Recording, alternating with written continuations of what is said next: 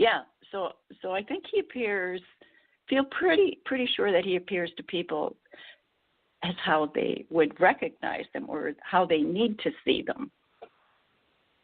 Okay, that makes sense. Because I had a past life recollection with Jesus, and he had like sandy-colored hair. It wasn't blonde. It wasn't brown. It was like a mixture. It had streaks of different, like yellow streak and a red streak and different streaks around his hair. Rainbow-colored hair. Incredible. Yeah, well, it was like somebody had gone to expensive, beauty parlor, and he pulled the little pieces through, and the little pieces get colored different colors. It's all within the hair range of color, but it was very beautiful. And but the eyes were like piercing, and they would draw you in and see right through you. Right. Yeah, so that was my recollection. TJ, have you ever had any visions of Jesus or Sananda? Oh, sure, most of my life, but they change with age, and the last time was here on a spacecraft traveling through. Remember, I told you, to me it was like Jesus, and then I've seen Tom turn to Jesus with gold light come down on him when my husband was alive. So I always felt guided by the Jesus or Sananda or Yeshua, as my children call him, Yeshua. So there's many names, and some people believe how their intuitive self sees that which represents that particular concept. And cultures change because, in Africa they have a black Jesus, and Jews if they believe in Jesus, have a Jewish Jesus. And then the Mormon church I was in for years, from May 1272, I think the head of the church said he was blonde hair and blue eyes. I think it depends on who sees what, and it's we need to talk about that later on, because it's our concepts and filters and culture and what we know as words, and I'm all about that, because when we break it down, it's all particles and waves. So, it depends on our level. But yeah, when I was a kid, I probably saw the same picture, one close to what Agnes saw, because I thought he wore a white robe and had long hair, and there's a picture in my living room of him like that sitting on a beach. So I know what you're talking about.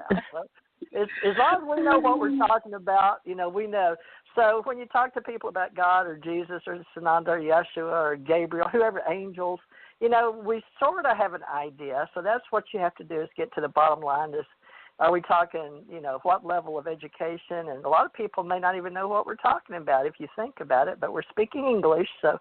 But yeah, Janet, I've had plenty of those sightings. But the last time I saw him, he had hair like Obama. Remember, I told you it was gray and black and short to the hair. Didn't speak, just intuitively spoke to me. But he was on a spacecraft with some tall people and short people. Remember when they picked me up in Gulf Breeze? Yeah. That was my Jesus. I didn't know how. To me, he was Jesus. So to each his own. But back to you, ladies. Right. Keep going. Go ahead. I'm going to move back. But thanks for asking me. Go ahead. Okay. Back to you, Agnes. So you were having, I forgot why we got on that, but go back to what you were saying about Jesus. I'm sorry. I stole the ball. But you want to go back to ETs? Well, back to where you were, because I just lost where you were in your story, so I hope you were tracking yourself. I should be tracking you better. Sorry, but go ahead. That's all right. I think we're done with Jesus. He's an amazing avatar, and, he came here to teach us how to live, and that was really important mission that he had. And, So I could talk about Moses, or I could talk about Merton and Jason, who were two ETs that visited me about the end of 1997. They were pretty. Well, let's go back cool to your child. Was there anything in your childhood? Usually, what we find, and I don't want to lead the witness, but we find that there are things that start in your childhood that lead to this where you are now. A lot of critical incidences happened early on. Let's dwell a little bit more in your early years. So what else happened in your early years? Well, going back to the age of about 5, 6, I was taken aboard a ship, a very small circular spaceship, And they were the Zeta Reticuli that are also known as the Graves. And they took me upon the ship and they laid me down on a massage-type table, and I was fed some green junk. And I fell asleep, and I don't know exactly what happened. I was very young at the time, but my sisters and I used to sleep out under the stars in the summer. So this is when I was invited upon the ship. And I've always been a very curious person. I've been an explorer and wanted to explore forever.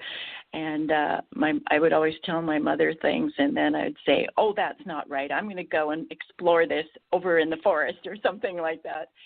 And anyway, I don't remember a lot about that other than I feel they have placed a device on me, and it's in my nostrils, and they've been able to follow me upon occasion. And most recently, they were in a spaceship above my place here in the Selkirk Mountains in British Columbia, West Kootenays.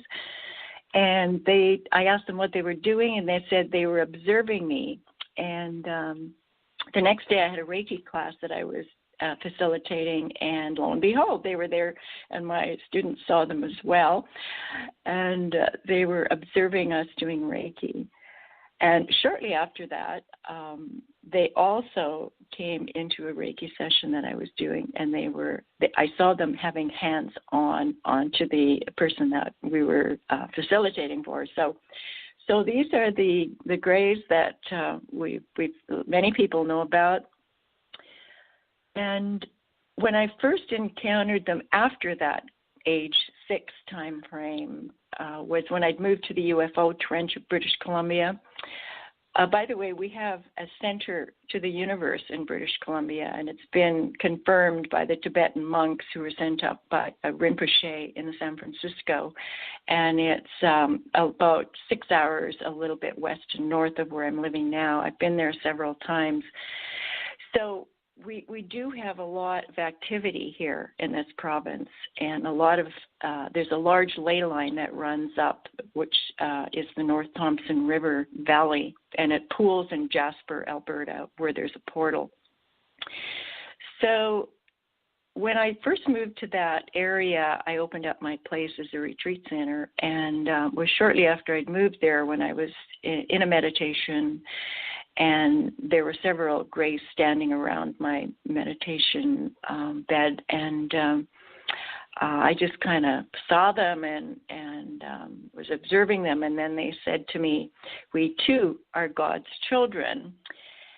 And I thought that was really interesting, because I know there's several books written about them as being, the bad guys. They're abducting individuals and so on. And perhaps this is some part of their group, but these particular individuals seem to be very much open and willing to observe a human being who was already, well advanced in my clairvoyant, clairaudient, and clairsentient abilities. And I felt that they were also around me at times when I was highly emotional, and I zoned in on the concept of them wanting to feel more. I believe that they have lost their emotional body, and this is what they're attempting to regain. Right, I've heard that as well, that they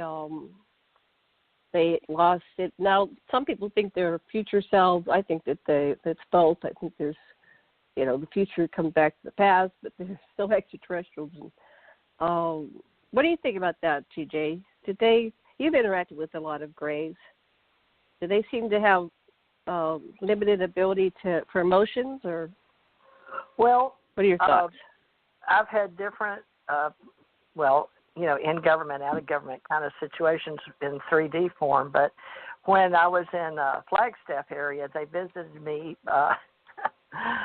Sounds funny, but when I'd go and be by myself in the bathroom after driving a big truck or something, they'd come in and just stare at me. I felt very odd, different faces. So, I've seen them with the bigger eyes and the smaller bodies, and I felt like they were very curious. But remember when I worked with Tom, and Tom and I were working off planet, the way that Tom described it to me personally, we talked about, he didn't want to talk about God or Jesus, but he talked about the Greys, and, he said they didn't really have, it's like Agnes said, they don't really have emotions, but remember my training is the fact that we worked with white Nordics, or people that look like us from the high area. They were lighter skin in space, and Tom explained it that they were smaller, and when he went to their planet, the planet had been